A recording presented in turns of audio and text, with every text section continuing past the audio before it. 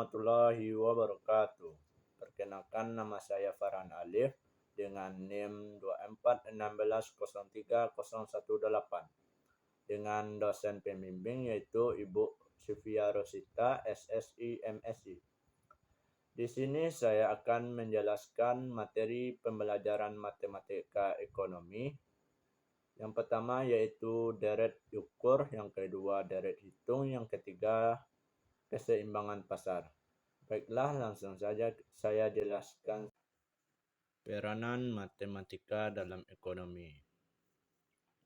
Berbagai kejadian dalam ekonomi saling berhubungan satu dengan yang lainnya, sehingga akan saling mempengaruhi antar kejadian tersebut. Sebagai contoh, jika pendapatan seseorang individu meningkat, maka pengeluaran untuk konsumsi akan meningkat.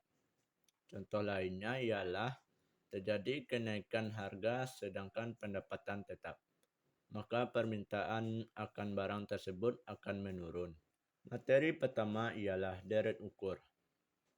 Pengertian deret ukur ialah deret bilangan yang setiap sukunya diperoleh dengan mengalikan suku sebelumnya dengan suatu bilangan tetap yang disebut dengan rasio. Deret memiliki bentuk umum sebagai berikut. A, AR, AR kuadrat, AR pangkat 3, dan titik-titik. A sama dengan suku pertama, R sama dengan rasio, bilangan tetap yang mengalihkan. Langsung saja kita masuk pada contohnya. Contoh soal pertama ialah suku pertama A sama dengan 3 dan rasio R sama dengan 2. Maka deret ukur tersebut ialah,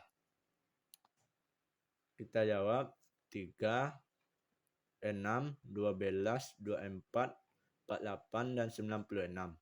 Bagaimana hasilnya bisa menjadi 6? 3 dikalikan 2 menjadi 6, 6 dikalikan 2 menjadi 12, 12 dikalikan 2 menjadi 24, 24 dikalikan 2 menjadi 48, 48 dikalikan 2 menjadi 96. Jadi kesimpulannya ialah suku pertama ke suku kedua dikalikan dengan 2 sampai seterusnya. Contoh soal yang kedua. Suku pertama A sama dengan 5 dan rasio sama dengan 1/3. Maka deret ukur tersebut ialah, langsung saja kita jawab 5, 5/3, 5/9, 5/27, 5/81. Bagaimana hasilnya bisa menjadi 5/3? 5 ini dikalikan dengan 1/3 menjadi 5/3. 5/3 dikalikan 1/3 menjadi 5/9. 5/9 dikalikan dengan 1/3 menjadi 5/27. 5/27 dikalikan dengan 1/3 menjadi 5/81.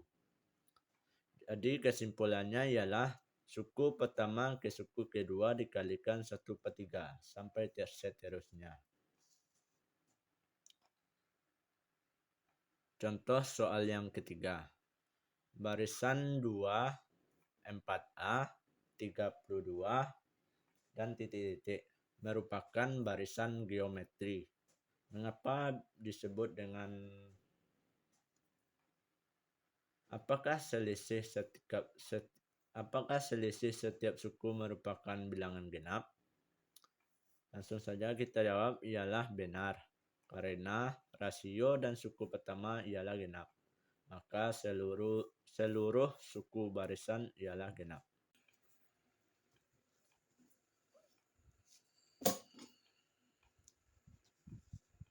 Di sini saya akan menjelaskan tentang deret hitung.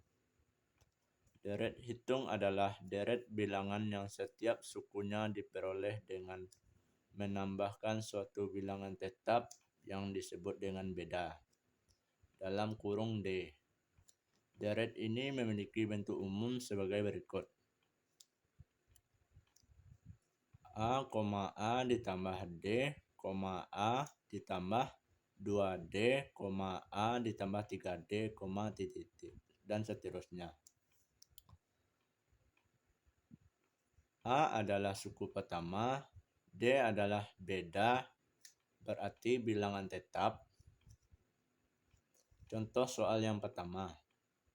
Diketahui suku pertama A adalah 2 dan bedanya D adalah 3, maka dari hitung tersebut adalah langsung saja kita jawab 2,5, 8, 11, 14, 17. Bagaimana caranya mendapatkan nilai dari 5 ini? Ialah ditambah 3. 2 ditambah 3 ialah 5, ditambah 8. 5 ditambah 3 ialah 8. 8 tambah 3 ialah 11. 11 tambah 3, 14. 14 tambah 3, 17.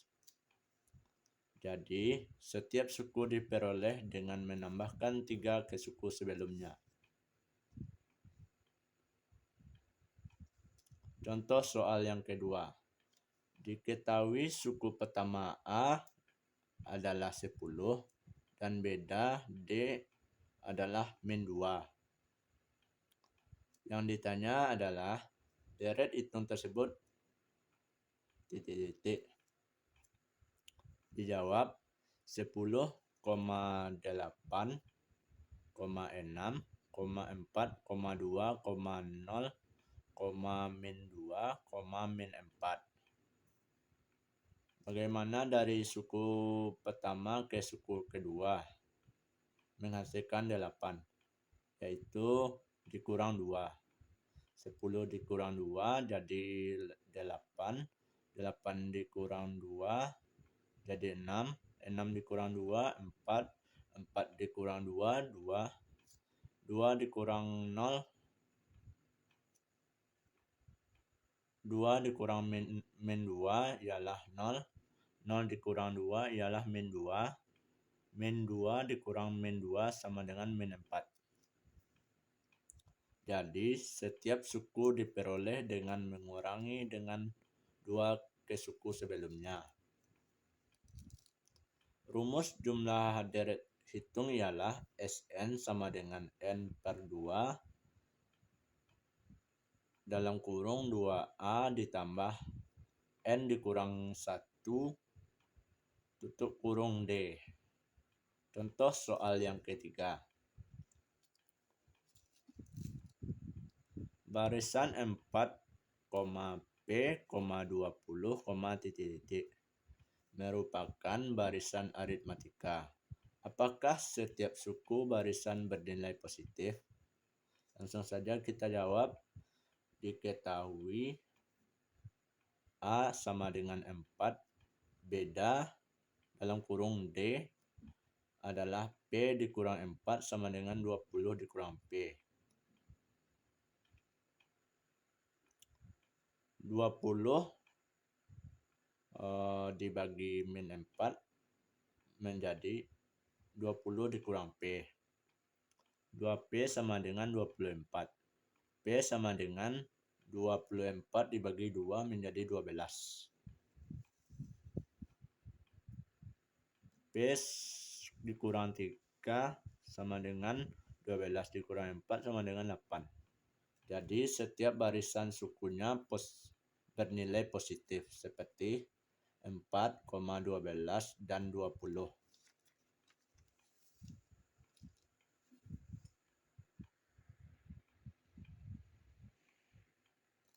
Keseimbangan pasar. Keseimbangan pasar adalah kondisi di mana jumlah barang yang ditawarkan supply sama dengan jumlah barang yang diminta demand pada harga tertentu. Dalam keadaan ini seperti ini tidak ada kecenderungan harga untuk naik atau turun, sehingga pasar berada dalam stabilitas. Konsep keseimbangan pasar yang pertama ialah harga keseimbangan, ialah harga di mana jumlah barang yang diminta sama dengan jumlah barang yang ditawarkan. Yang kedua, kuantitas keseimbangan. Ialah jumlah barang yang dibeli dan dijual pada harga keseimbangan. Contoh soal yang pertama. Pada harga 10.000 per kilo, petani menawarkan 100 ton beras dan konsumen ingin membeli 100 ton beras. Pada harga 12.000 per kilo, petani menawarkan 120 ton beras, tetapi konsumen hanya ingin membeli 80 ton.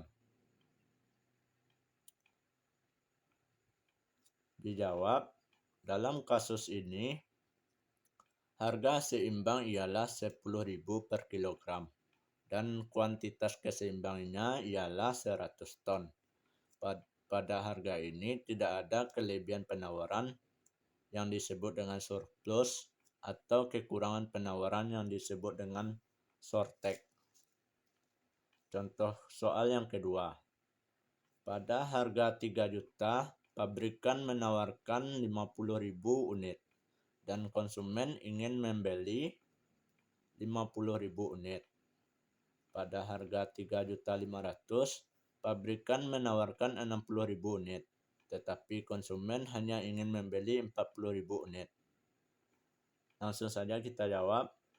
Dalam kasus ini, harga keseimbangan adalah 3.500.000 dan kuantitas keseimbangan ialah 50.000 per unit.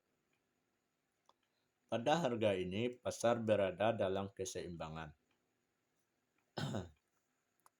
Inti dari materi keseimbangan pasar ialah berguna untuk memahami bagaimana harga dan jumlah barang dalam pasar berfungsi dan saling mempengaruhi. Sekian yang dapat saya sampaikan.